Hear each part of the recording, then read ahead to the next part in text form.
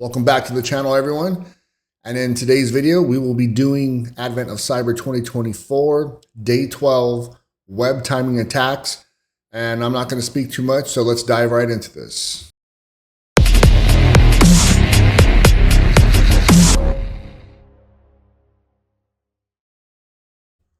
All right, Day 12 of TryHackMe Advent of Cyber. I just literally started up the machine. Gonna use my Kali box as the attack box.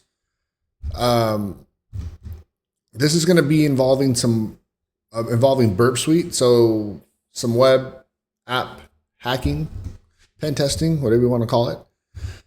So just to show, I have not done any of the questions. Again, I'm doing this as a user, not an influencer or whatever the hell they want to call it, or you guys want to call it. I still don't know what the hell an influencer is. But anyway, so let's just go ahead and knock out the easy ones. What is the flag value after transferring over $2,000 from Glitch's account? So we have to transfer money from one account to another. So this could be very complex. At least it was for me, from my experience. Me just having taken the CBBH this past week.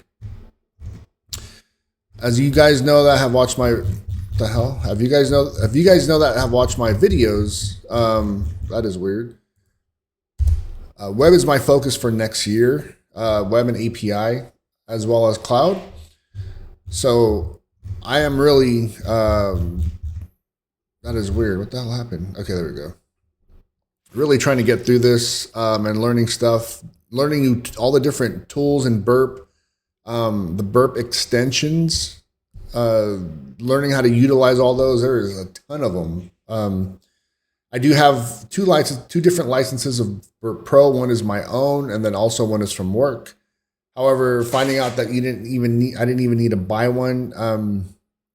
Obviously, unless you leave, the license is obviously going to be gone. But what was the term that was used there? Universal licensing, meaning you could put them on as many VMs or boxes as you want. That being said, let's get into this. Day 12 walkthrough. We're not going to watch that unless we really need to. So Warvilles, this is pretty much the story. I'm not going to go over this just for time, but I will go over the learning objectives. I have started the machine. Let's actually see if we could test this out. Paste and go. There we go. We are in. And again, I'm VPN in using my Kali box. So, web timing and race conditions. Conventional web applications are relatively easy to understand, identify, and exploit. If there is an issue in the code of the web application, we can force the web application to perform an unintended action by sending specific inputs. These are easy to understand because there is usually a direct relationship between the input and output. We get a bad output when we send bad data, indicating a vulnerability. But what if we can find vulnerabilities using only good data? What if it isn't about the data, but how we send it? This is where web timing and race condition attacks come into play. Let's dive into this crazy world and often hidden attack surface. And yes, web world is a lot of different hidden attack surfaces. There's a lot of shit that I don't even know that could happen. And you got dudes that are sitting at the computer 24/7 messing with this nonstop as far as threat actors go.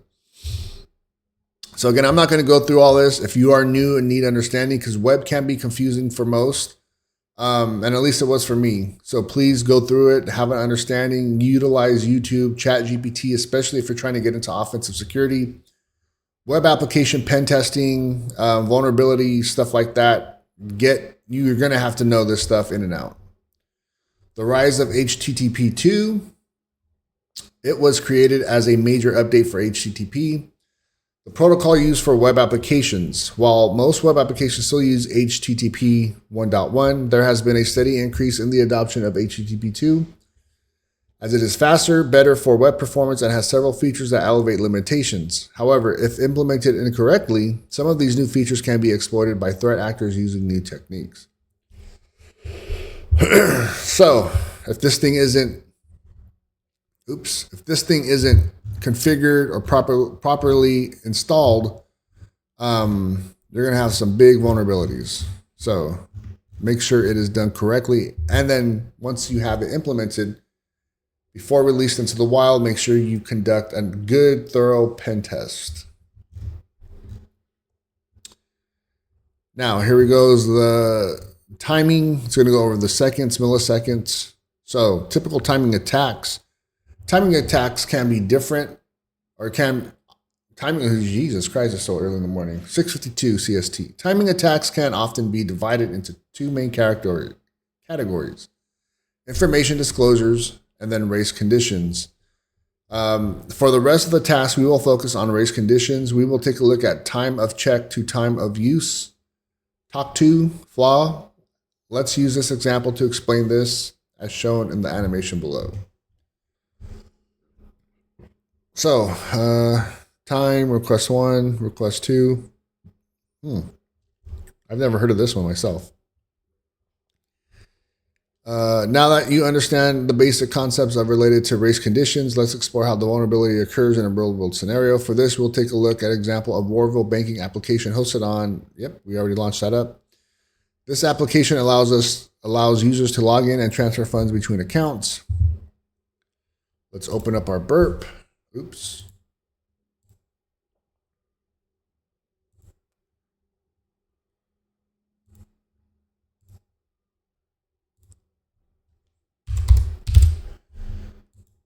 I don't have my Burp Pro on here. I just have, this is for the YouTube, so I have not put it on there yet. Want it to be more authentic and real as a beginner or just a user. Someone new getting into offensive security. Makes no sense on me utilizing Burp Pro in here, especially for Advent of Cyber, as pretty much made for people to get their foot in the door for cyber, get their feet wet, new people. It's wanted to be more authentic. So that being said, let's go ahead and I don't need that. I do not like the light. It just hurts my eyes. I like the dark, better on the eyes. So before we start intercepting requests, we need to configure the environment. Got my Burp proxy. Yep. So when you use Burp, you are going to have to make a proxy. I use Foxy Proxy. Most people do. So pretty much when you download this extension, you can get it in Firefox, Chrome, some of the others. Go to Options. You're going to go to Proxies. Add. I'll just do this, and then you could add it pretty much however you want, whatever you need. Host name, port. Also, if you're going to do pivoting and stuff like that, you have your SOCKS 4, SOCKS 5, utilizing chisels, different port forwarding, stuff like that. This is what you're going to use. So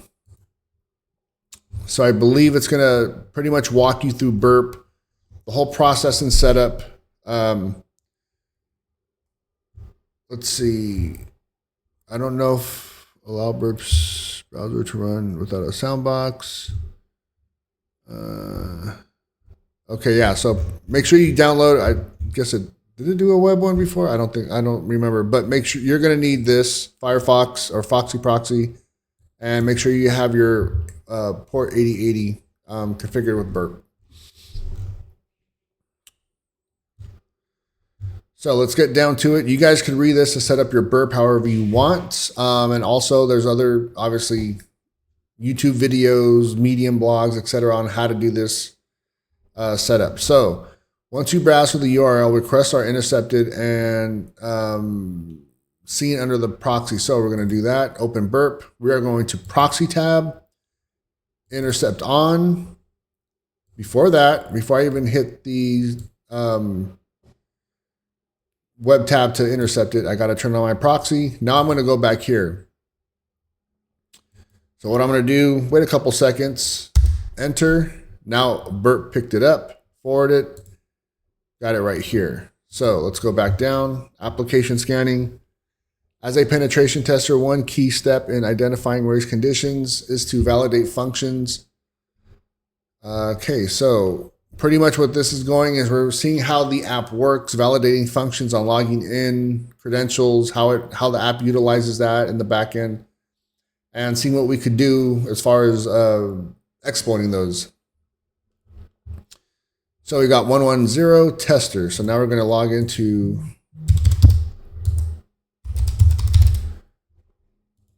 there we go, not now. And got the login right here. And also it went to intercept. There we go. We got the request. So now let's go back down.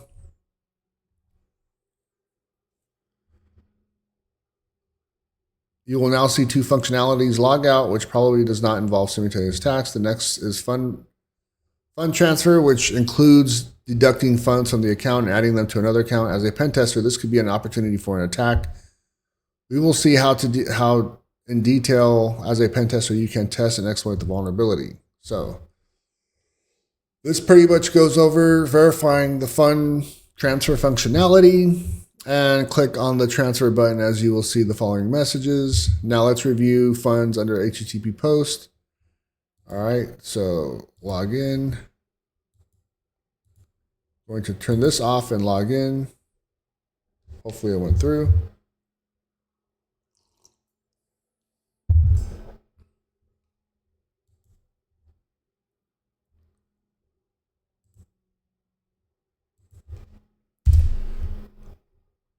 All right, sometimes it gets held up. What was it? Tester.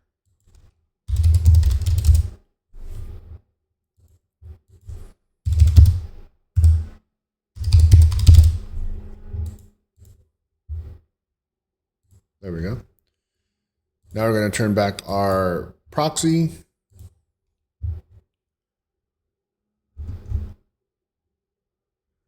$111 and then $500. So now we're going to transfer money to account 111. The amount to transfer is going to be $500. Let's make sure you got our proxy on, and we are going to hit transfer.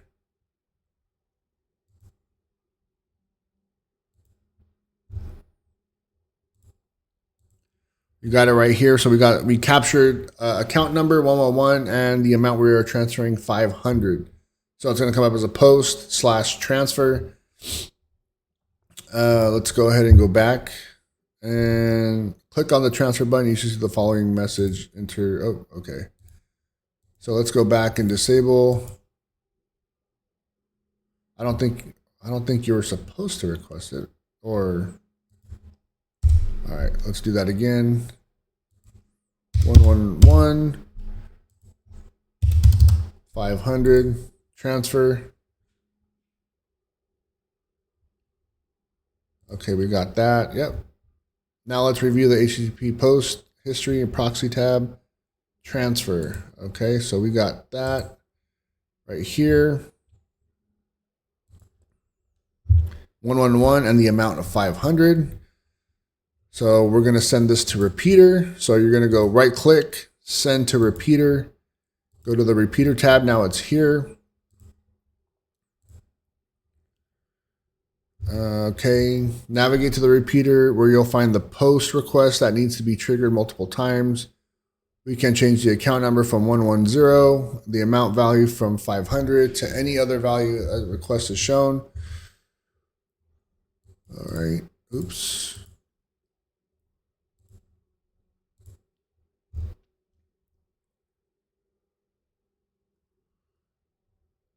Place the mouse cursor inside the request repeater and press Control R.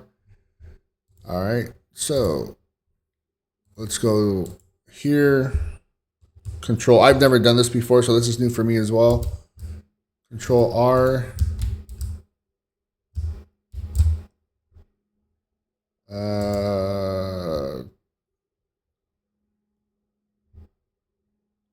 10 times. Okay, so we got to do it 10 times. So that was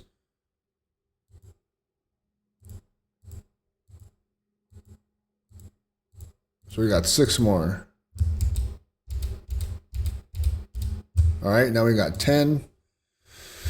Now that we have 10 requests ready, we want to send them simultaneously. While one option is to manually click the send button in each tab individually, we aim to send them all in parallel. To do this, we need to click the plus icon next to the request 10 and select a group. So we got to go here, select group, 1, 2, 3, 4, all the way down to 10. Create group 1. There we go. Oops. After clicking create tab group, for this example, we will name the group funds. Now we are ready to launch copies of this send group. Okay. Now this is going to pretty much hit it all at once, and it's going to do 10 times, so it's going to zero it out. So what was it, 500 times 10? Negative 4,500. All right, so now let's just go through 101 and password glitch. And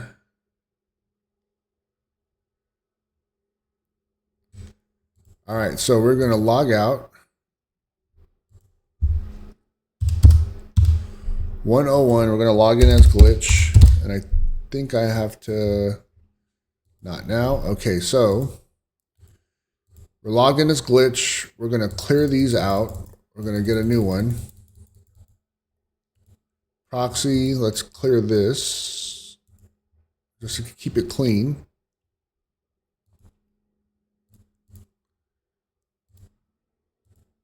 What was it? 111. 500.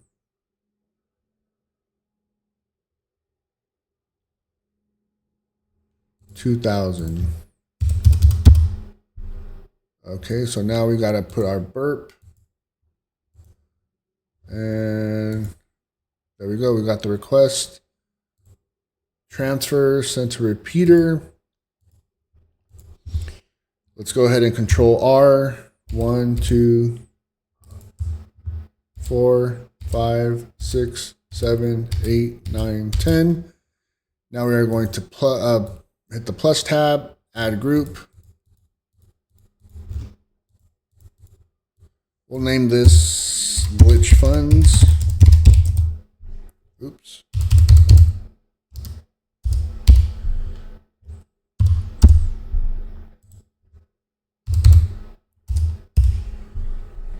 Create.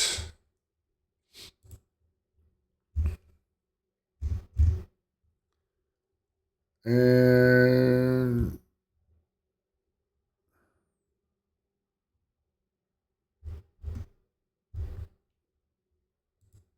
all right, so now we've got to open back up burp. Send group in parallel. So you're going to click this down tab. Once you got those all set, group created, I named it, you can name it, you don't have to use the default. Send a group in parallel, last byte sync, and that's what we're going to do. So you should be redirected, okay.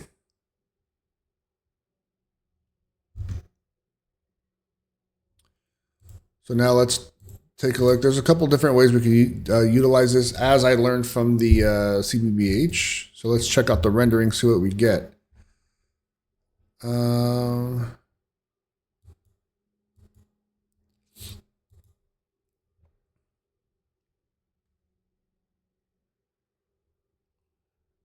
So you got a cookie session. Send to host. Okay, so let's take this off. I don't know if I did it correctly, but